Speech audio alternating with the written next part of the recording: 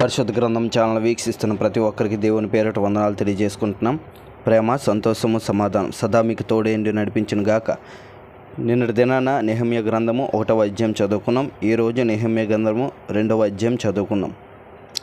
అటు తర్వాత అర్తహషస్త రాజు ఏలుబడి కాలమున 20వ సంవత్సరంలో నిసాను మాసమందు రాజు ద్రాక్షరసం త్రాగవలనని చూచుచుండగా నేను ద్రాక్షరసం తీసుకొని రాజునకు అందించితిని. అంతకు పూర్వము నేనెన్నడూనూ అతని ఎదుట విచారంగా ఉండలేదు. కాగా రాజు, నీకు ఈ వ్యాధి లేదు కదా, నీ ముఖము విచారంగా ఉన్నదేమి? నీ హృదయ దుఃఖము చేతనే అది కలిగినదని నాతో అనగా, నేను మిగుల భయపడి, రాజు చిరంజీవి అగునుగాక, నా పితరుల సమాధులుండు పట్నము పాడైపోయి దాని గుమ్మములను అగ్నిచేత కాల్చబడి ఉండగా నాకు దుఃఖమును లేకపోవునా అని రాజుతో అంటిని. అప్పుడు రాజు, ఏమి కావలసి నీవు మనవి చేయుచున్నావని నన్ను అడగగా, నేను ఆకాశమందలి దేవునికి ప్రార్థన చేసి రాజుతో, నీ సముఖమందు నేను దయ పొందిన ఎడల నా పితరుల సమాధులుండు పట్నమును తిరిగి కట్టునట్లుగా నన్ను యూదా దేశమునకు పంపుడని వేడుకొనుచున్నానని నేను మనవి చేసి తిని. అందుకు రాజు, రాణి తన యొద్దకు కూర్చుని ఉండగా, నీ ప్రయాణము ఎన్ని దినములు పట్టును? నీవు ఎప్పుడు తిరిగి వచ్చేదవని అడిగాను. నేను ఇంతకాలమని చెప్పినప్పుడు రాజు నన్ను పంపుటకు చిత్తము గలవాడాయను.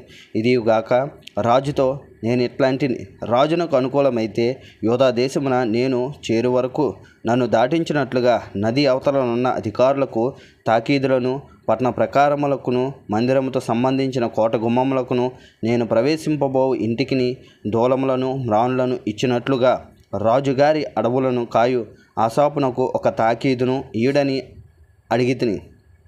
అలాగ నాకు తోడుగా ఉండి నాకు కృప చూపుచున్న నా దేవుని కరుణాహస్తము కొలది రాజు నా మనవి ఆలకించెను.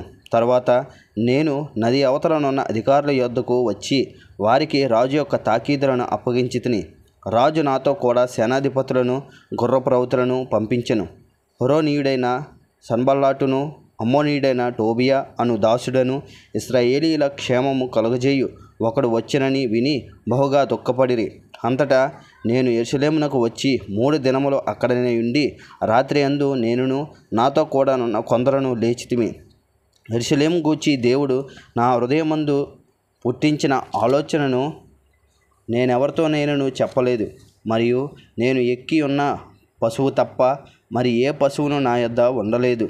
నేను రాత్రి కాలమందు లోయ ద్వారము గుండా భుజంగపు బావి ఎదుటికి పెంట ద్వారము దగ్గరకు పోయి పడద్రోయబడిన యెరూషలేము యొక్క ప్రకారములను చూడగా దాని గుమ్మములు అగ్నిచేత కాల్చబడి ఉండెను.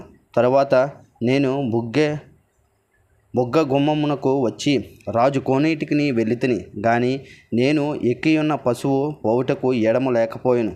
నేను రాత్రి అందు మడుగు దగ్గర నుండి పోయి ప్రకారమును చూచిన మీదట వెనకకు మరలి లోయ గుమ్మంలో పడి తిరిగి వచ్చితిని. అయితే నేను ఎచ్చటికి వెళ్ళినది, ఏమి చేసినది అధికారులకు తెలియలేదు. యూదులకే కానీ, యాజకులకే కానీ, యజమానులకే కానీ, అధికారులకే కానీ, పనిచేయు ఇతరమైన వారికే కానీ నేను ఆ సంగతి చెప్పి ఉండలేదు.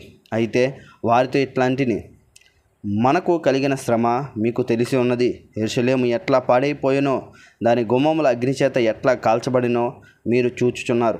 మనకు ఇక మీదట నిందరాకుండా యెరూషలేము యొక్క ప్రకారమును మరలా కట్టుదము రండి.